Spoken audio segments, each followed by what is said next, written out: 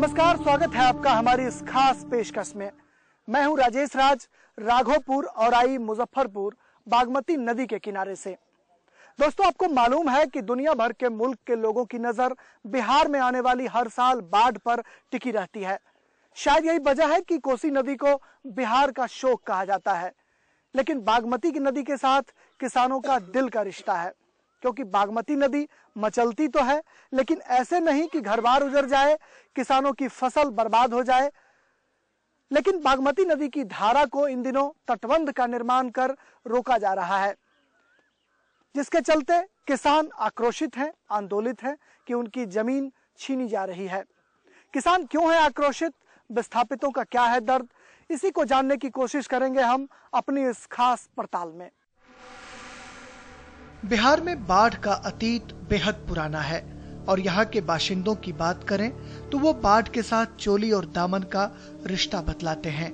रिश्ता ऐसा जो पीड़ा और तकलीफ दे तो उसे लोग अमूमन भूलना बेहतर समझते, लेकिन इस रिश्ते में खटास के बावजूद खट्टी मीठी दोनों यादें सहेजने का रिवाज है।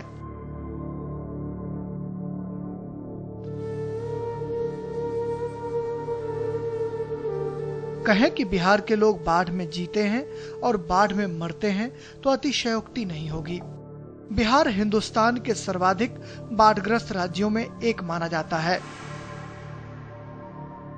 जहां कुल आबादी की 76% लोग बाढ़ प्रभावित क्षेत्र में रहते हैं, जो कुल भौगोलिक क्षेत्र का 73% यानी 68,800 वर्ग किलोमीटर में आता है।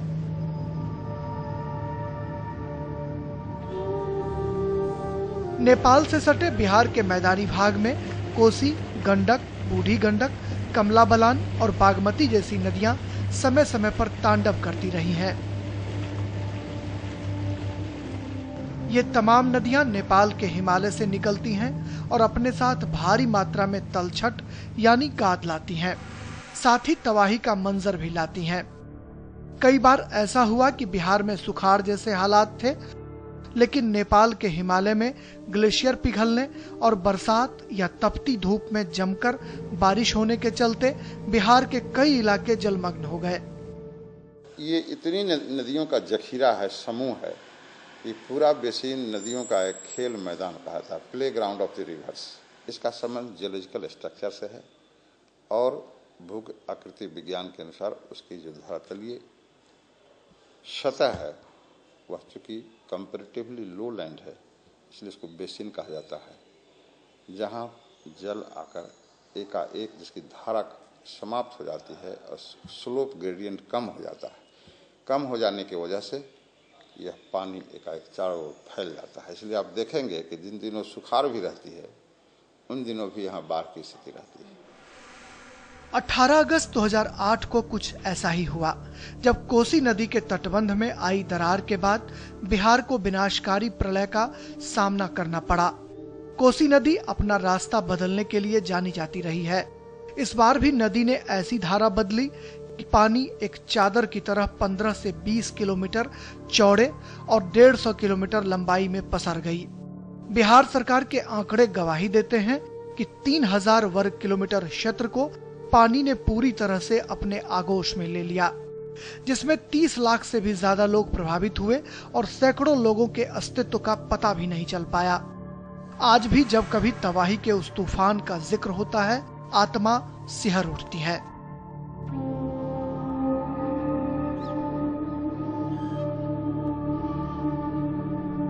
नेपाल के हिमालय से निकलने वाली बिहार की नदियों का धारा बदलने के मामले में चरित्र लगभग एक सा है, लेकिन कोसी और बागमती का चरित्र थोड़ा भिन्न है।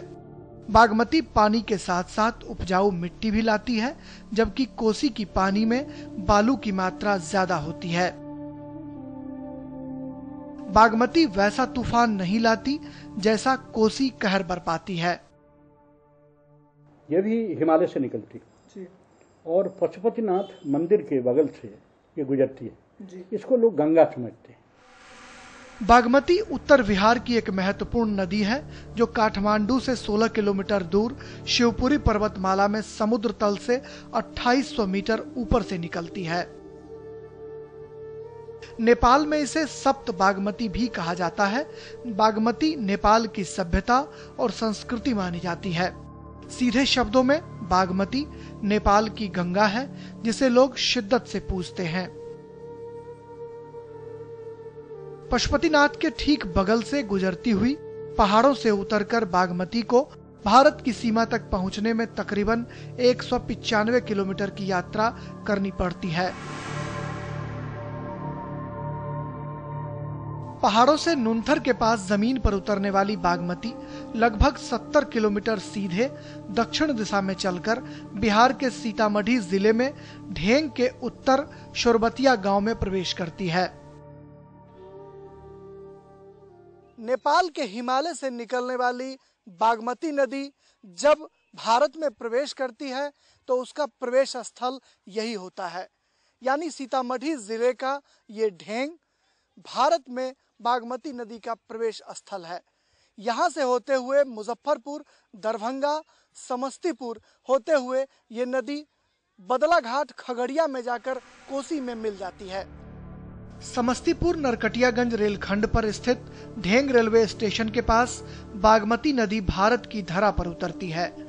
यहाँ से शुरू हुई बागमती की भारत यात्रा बिना किसी पड़ाव के खगड़िया के बदलाघाट तक चलती है, जहाँ उनका मिलन कोसी नदी के साथ होता है। इस दौरान बागमती 394 किलोमीटर की यात्रा करती है। कोसी का मिलन कुर्सेला के पास गंगा नदी में होता है और फिर गंगा सागर में जाकर समाहित हो जाती है। इस तरह से बड़ी नदियों का अस्तित्व छोटी नदियों से बचा रहता है। एक ऐसे समय में जब देश भर में नदियों को जोड़ने के सवाल पर बहस चल रही हो, ऐसे में गंगा की एक महत्वपूर्ण सहायक नदी बागमती पर तटबंध का निर्माण चल रहा है। मुजफ्फरपुर के कटरा, औराई, गायघाट, दरभंगा के हाया घाट और समस्तीपुर के कल्याणपुर के तकरीबन 140 गांवों के किसान बागमती पर बनाए जा रहे तटबंध के विरोध में आंदोलन पर उतारू हैं।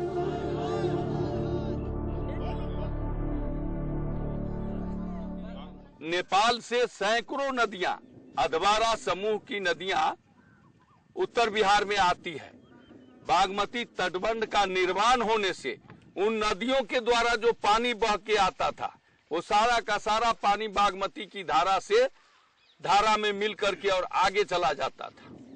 तो जरूरत है बागमती के पानी की जो निकासी है वो आगे चल करके उसको रोक दिया गया है।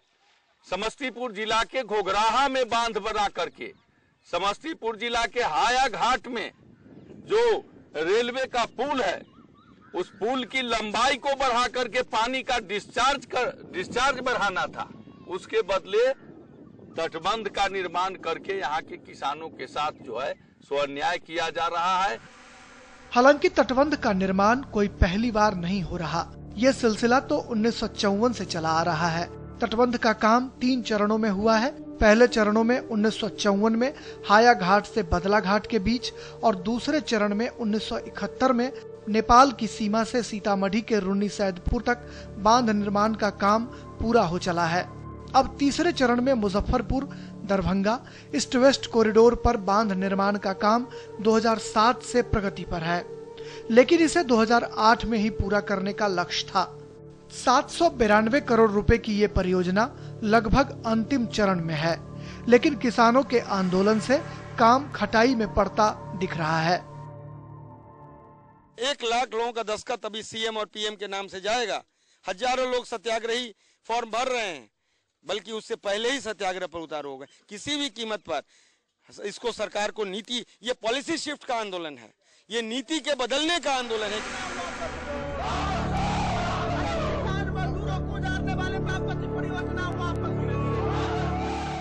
ये नजारा है मुजफ्फरपुर जिले के गायघाट के कल्याणी गांव का, जहां बागमती बचाओ अभियान की कमान महिलाओं के हाथ में है।